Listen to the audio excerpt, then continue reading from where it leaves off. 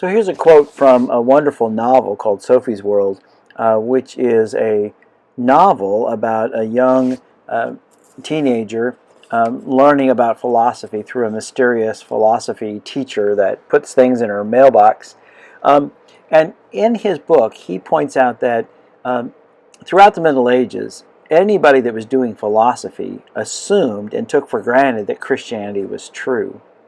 As you move through the Middle Ages, and especially into the Enlightenment and the Renaissance, the real question, as people began to explore more and more what we would understand as philosophy, the rebirth of philosophy in the tradition of Socrates and Plato and Aristotle, was, can Christianity be backed up by the understandings of philosophy, or are they always at odds with each other?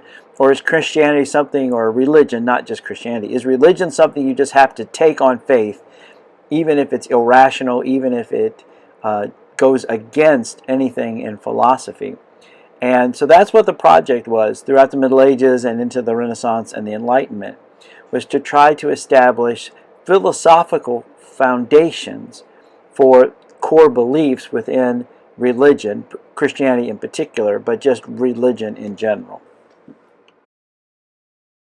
So we first want to pay tribute to this great thinker, St. Augustine, or sometimes called Augustine. Augustine, as you can see from his dates, was a very early follower of Christianity, and he was, again, one of the first people to really begin to think and write about religion from the perspective of philosophy. And he brought us a couple of things. One of them is the idea that there's a difference between general and special revelation, meaning that anybody and everybody who looks out at the world has to believe in God. That's a general revelation, that just looking at the beauty and the splendor and the power of the universe, everybody has to understand that there is a God. But to know who God is requires a special revelation through the Holy Spirit and also through the writings of the religion. So general revelation is for everybody. Special revelation is the revealed truth of God through revelation, through either God's Word or through God's church or God's people. The other thing I want to throw in the mix that's important to know is he brought us this idea of ethics, where he says the problem of evil isn't evil, it's the lack of good. And that people who know what the right thing to do is and don't do it create the greatest amount of evil.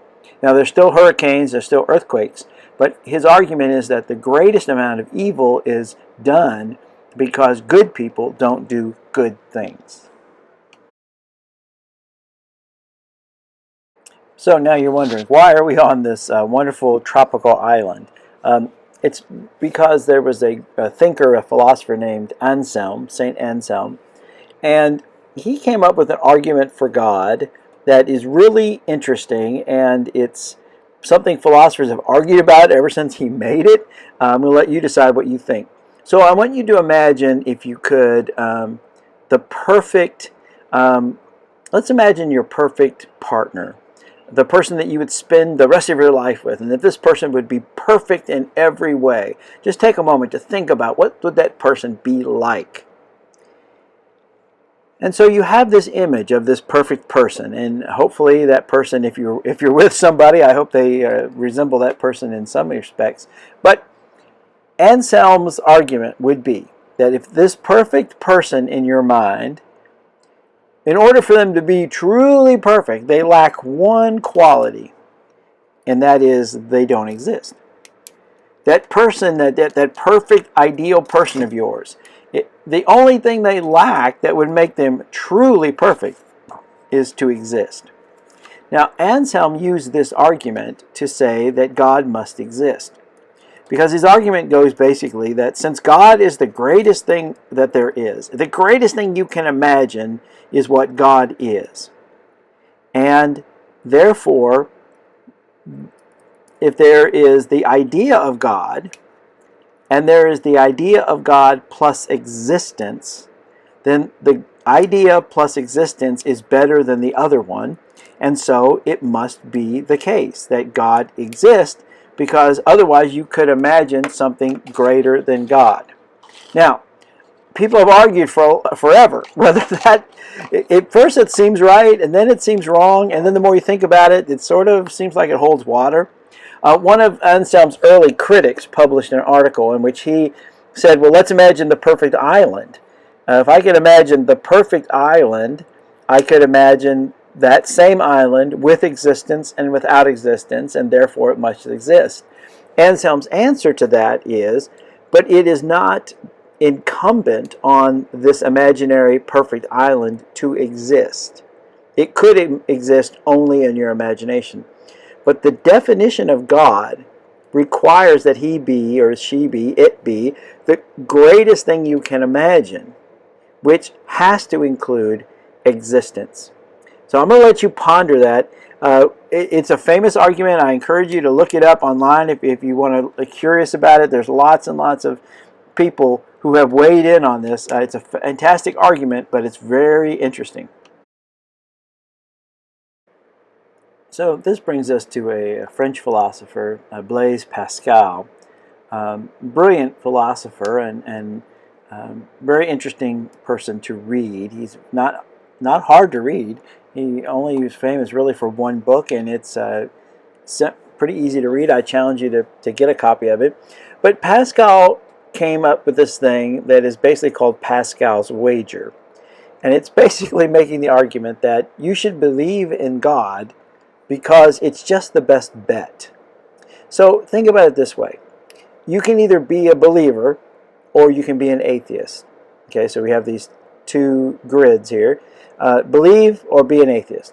Okay, now if you are an atheist and you're right, there's no God, then nothing. There's no downside to it. You didn't believe in God, and there's not a God, so who cares? Now, if you do believe, and there is a God, and you're right, it's happy day for you. You get eternal joy with this wonderful God that you've believed in. Now, let's say you believe, but you're wrong. So you believe in God, there isn't a God. Well, no blood, no foul. I mean, there is no downside to that, except maybe you were a better person than you had to be because you believed there was a God. But in the end, there's no downside to that. But if you are an atheist and you're wrong, you are in big trouble. So essentially, Pascal says that to believe has the potential for a big upside and no downside.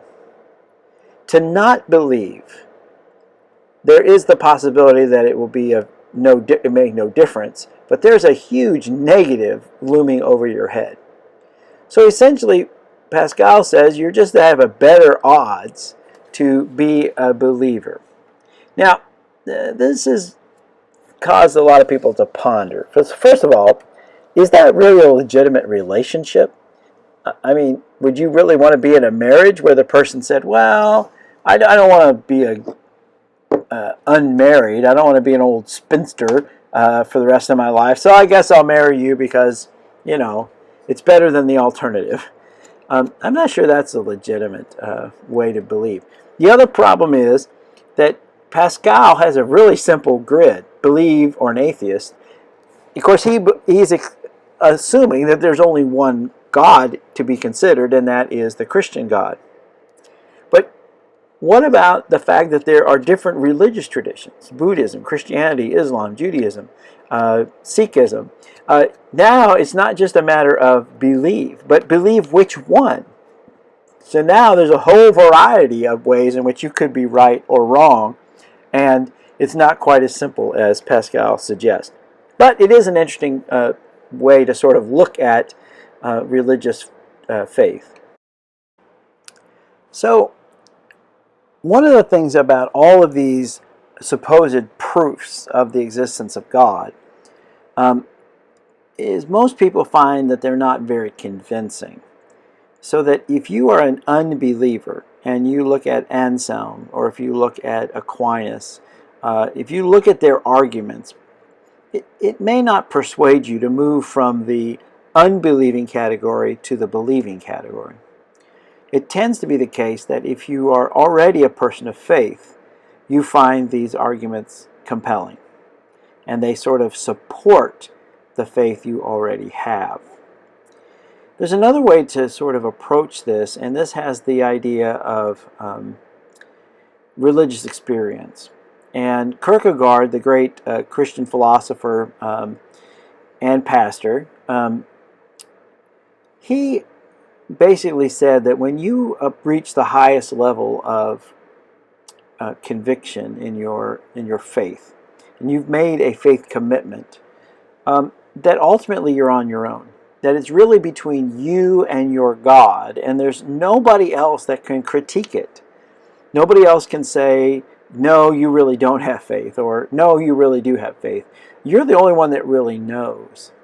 And you're on your own to be obedient to the God of your choosing. This has a lot to do with existential philosophy.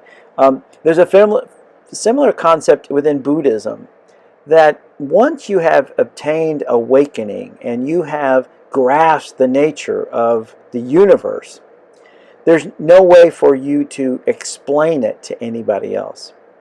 I usually use the illustration of a pomegranate. I frequently have students that have never had a pomegranate and students that have had pomegranates, and I ask the students that have never had one to listen to the other students try to explain what a pomegranate is like. And if you've never had one, I don't know how to describe it. It's a fruit. It's sort of tart. It's sort of sweet. But you eat the seeds that are on the inside of the fruit.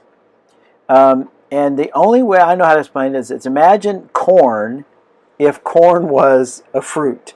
That's the sort of consistency of the little things that you eat. Yeah, it's almost impossible to explain, really. And within Buddhism and within Kierkegaard is this idea that there's no way for me to explain what I have experienced. I can only tell you what is visible and knowledgeable to the average person, but I can't tell you what I really know. That's very similar to a wonderful philosopher named Wittgenstein.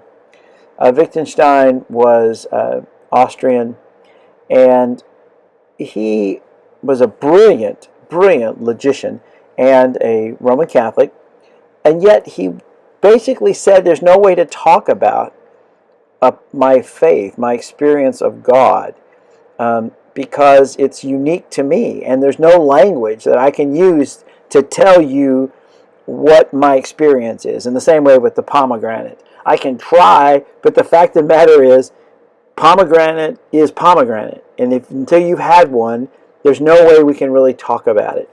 And Kierkegaard basically said that faith is on that same order. That the only way to really have language to communicate is if we have similar experiences. And he calls it's incommensurable. There's no way for me to communicate it. And basically what Wittgenstein says is, whatever you can't speak about should be passed over in silence. So he continued to practice his faith, and we can be quote-unquote godly people.